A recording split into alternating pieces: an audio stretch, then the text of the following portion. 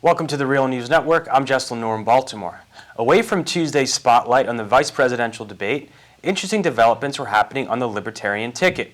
In the wake of a series of high-profile foreign policy gaffes by presidential candidate Gary Johnson, including not knowing what Aleppo was and being unable to name a foreign leader he admired, Libertarian vice presidential candidate and former Massachusetts Governor Bill Weld told the Boston Globe his main focus in the last weeks leading up to the election is to stop Trump. The Gary Johnson-Bill Weld ticket has surged, especially among young voters in recent weeks, with polls showing them neck and neck with Trump and Clinton among this key demographic. Well, now joining us to discuss all of this is Dan Arel. He's an award-winning journalist, best-selling author of The Secular Activist and Parenting Without God. Thanks so much for joining us. Well, thank you for having me. So let's get your reaction to the latest news that former Massachusetts Governor Bill Weld says he's now running to make sure Donald Trump is defeated. And, he's saying he's not even sure that he's going to stay committed to the Libertarian Party. Along with Gary Johnson, he's a former Republican. Yeah, that doesn't really surprise me because the Libertarians in general, at least in the last decade or so, have been sort of comprised of ex-Republicans who seem to just not be able to find the political foothold in the party they want. So they sort of look outside at Libertarians, but they tend to go back and forth when it's convenient for them. And then hearing him say he's not going to really focus on his campaign and focus on defeating Trump isn't that surprising either, because a lot of the more quote-unquote moderate Republicans seem to now be saying, we have to stop Trump, let's, even get behind Clinton. And though Weld kind of fell short of saying, look, I'm endorsing Clinton, by saying he's focusing on stopping Trump, well, the only other outcome from that is a Clinton presidency. And it really isn't that surprising, considering a lot of the news recently has said, a vote for the Libertarians at this point is now a vote for Trump, because so many young people are sort of shifting that way, that I think Weld probably started getting a little afraid of what a Trump presidency would look like, and thinks that maybe he's getting in the way of stopping that. And you just mentioned one of the most interesting stories of this election cycle is a number of young voters that aren't supporting Trump or Clinton. And as you said, many in the media are saying these would be Clinton supporters because they're among this younger demographic. She, along with Trump, has some of the highest unfavorability ratings ever. So I wanted to get into some of the reasons why people support Johnson or support third parties. We've seen Jill Stein get far less support than Johnson. I guess key among that is that the Libertarians are a party that have been along for a long time. If people want to build a third party, they want to go support something, even if they might not fully agree with them, support something that's been around. And both names on those tickets have governing experience. How do you respond to those arguments that we want to support something and candidates that have a track record of governing? It's a good. I like the idea, and I like the enthusiasm that young voters are getting to say, like, look, we want to support something different. We want to break this two-party system, but they seem too ready to settle on just the next best thing. And a lot of people are out there saying, look, I'm tired of voting for the lesser of two evils. But if you really break it down, Johnson and Weld are really just part of that same lesser evilism, because they come from the party that people are trying to reject. So just because they've jumped to a new name doesn't mean they've really changed who they are. And so what you have is these people these liberals, these young voters who aren't quite leftists, but they're still in that, generally they would want to vote Democratic, but Clinton seems so unlikable to young voters. She's not connecting to them the way she should be. And so they're looking for this other option. And Stein hasn't really stood out as a Green Party option because mainly she doesn't have enough money to really compete against the Libertarians. So she's not getting ballot access. She's not getting the same sort of airtime. But when she does get airtime, she tends to not focus on the green issues that make them stand out. And she tends to get muddied up in these ideas like, vaccines and GMOs and Wi-Fi causing problems in kids' brains. And which the media seized upon and sort of used it to kind of, pivot away from the issues that that people do support the Greens for.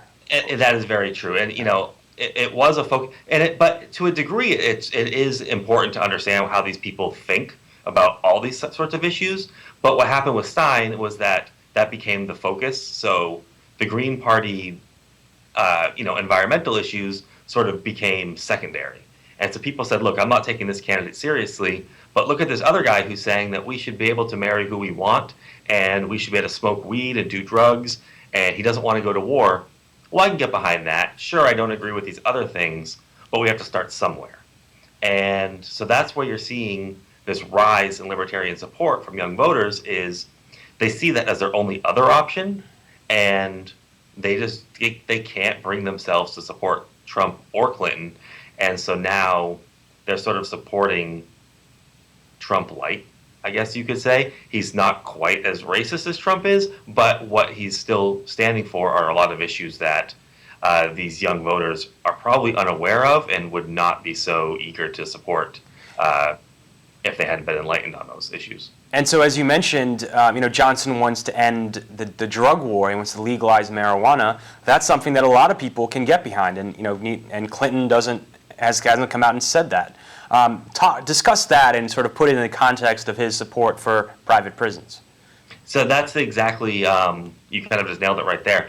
Johnson will come out and say, "Look, I'm for legalization. Drugs, are a personal choice, and the government shouldn't have a role in this. We need to end the war on drugs because it's putting so many people in prison. Non-violent offenders are being locked up in just astronomical numbers." But then he comes out and says, "But I support a private prison system, which really only survives because of the drug war." The private prison wants non-violent criminals in their system because they're easier to manage. The guards aren't worried about violence breaking out when you're locking up people who are selling weed on the street. That's easy money for these prisons, and Johnson's supporting them. So it's hypocritical to support one and not the other. And I think voters really need to kind of dig into that, because while he may say, "Look, I'm not going to support the drug war," he's likely going to have to continue to support some sort of legislation that is just the drug war with a new name that keeps these prisons going and happy, because otherwise they're all going to shut down if we stop locking up people for these nonviolent offenses. And that is one area where Clinton has sort of stood out more, is that she says she's for, ending private prisons. She hasn't acted in any way towards that, but that's sort of this juxtaposition of two candidates who both stand for one and not the other, and by doing so, neither accomplish anything. And what sort of is surprising to some people is that Johnson's comments released from a video from 2011 where he said the sun would engulf the earth, so therefore we don't have to worry about climate change. That caused a lot of controversy. It got millions of views online. Johnson backed away from those comments and said, that was a joke. But should the libertarian position on climate change also and environmental regulation also be of concern to young people that generally think those are really important issues? It really should be, because they don't take it very seriously. And what I mean by that is they think that the free market will take care of the environment, and that the government shouldn't have a role in keeping the environment clean. So if businesses and consumers are fine polluting, then so be it. That's their decision. They have, this quote unquote free will to do that. And so he said, I'm not going to regulate the coal industry. If consumers don't want coal power, they're not going to buy it.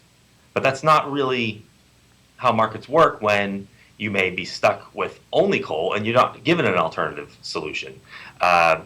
And so what you have is Johnson saying, look, I was joking about, the Earth taking care of everything in 7 billion years, but when you say, okay, so what's your serious solution? He actually said, well, we're going to have to fund the space program because we're going to have to go to another planet, which is probably just more crazy than waiting 7 billion years. Because while I completely support, and most Democrats, liberals, leftists support a wonderful space program and exploring space all we can, it's not realistic to think that in any serious amount of time, we're going to be getting to the closest inhabitable planet, which is something like 3 to 4 billion light years away, or 3 to 4 million light years away, and inhabit it. Whereas it's not going to happen.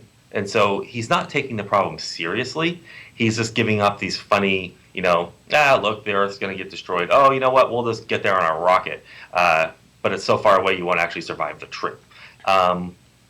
And his solution is let the market take care of it. But the market taking care of it is when you see, corporations dumping chemicals into rivers, when you see them, pumping black smoke into the sky and waiting for consumers to say, oh, wait, I don't want to do that. But if consumers aren't aware of it, if these companies keep it secret and there's no regulations to stop them from doing it, how's the consumer going to be aware of the pollution corporations are causing because they're not about to admit to it?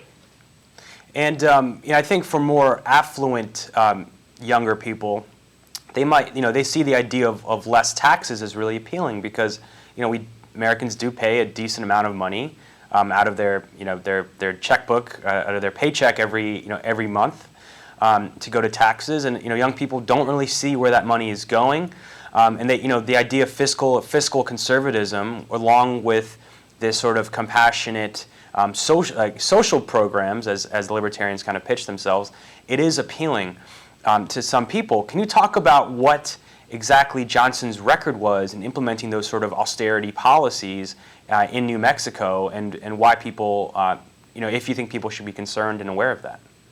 Yeah, people should really be concerned because what you have is you have this idea that sounds great. Like, look, I'm going to pay less taxes. Even if you compare him to Trump, they have many tax calculators online trying to figure out what you're going to pay under Clinton or Trump. And when you look at it, even under Trump, me personally would pay $3,000 a year less in taxes, which sounds wonderful. But those $3,000 fund public education, something that Gary Johnson wants to get rid of. Johnson thinks that all education should be privatized. He wants the Department of Education done away with. But what happens to the non-affluent neighborhoods where you don't have people being able to pay all this money into these private schools? The schools crumble. The schools don't exist. Suddenly you have, 12-year-olds that are either not going to a school or going to a school that's so understaffed that it's being run by volunteers and not by people with high educational standards, because there's no Department of Education to make sure that teachers are qualified. What happens in other neighborhoods where, like I said, kids can't even go to school because they can't afford to travel the distance when public schools shut down, and they're stuck picking between a smaller amount of private schools. And if a private school wants to open but the community can't afford it, it's just going to shut down and move. And so suddenly you have big, huge pockets of this country that would have no school system at all. And Johnson has no plan to set that up, and he says, well, they can look to charity to open up these things. But charity is wonderful, but charity doesn't help everybody, and they just can't. And we have this wonderful invention called government that has the ability to take care of others. And so when you're paying in taxes, your roads are being taken care of. Emergency services are showing up at your door. I mean, people don't realize that under a Johnson presidency, the police department and the fire department would be privatized. You'd pay a bill straight to them to put your house, to come put a fire out at your house. And if you don't pay that bill, they might not show up. Your house is burning down. You call and they say, well, you haven't paid your bill in 3 months. Sorry, we can't help you. This is the sort of libertarian utopia they want to create. But what that does is that benefits the rich and the wealthy, and the so-called 1% that young voters seem to be demanding that we march against and stop this whole 1% thing. But they don't realize that Johnson and libertarianism plays right into that. Johnson's idea of free market capitalism only benefits the rich, and it only benefits the rich at the cost to the poor. And so while we are paying a lot in taxes, they can be used to do a great deal of good. And while we can argue that Democrats or Republicans aren't spending this money wisely, they're putting billions of dollars into foreign aid to countries that we might not, we maybe should not be supporting, but they're also putting all these billions of dollars into the military industrialized complex, and they're ignoring the social things that we could be taking care of at home. Johnson isn't the answer to that, because he's just going to eliminate all those social programs that could help keep people in their homes, keep people fed, keep the lights on, keep the heat on. They'd all be gone, and people would be forced to look to charity, and charity only survives off the money people decide to give to that particular charity. All right, Dan Arel, thanks so much for joining us. Thank you again for having me. and thank you for joining us at the Real News Network.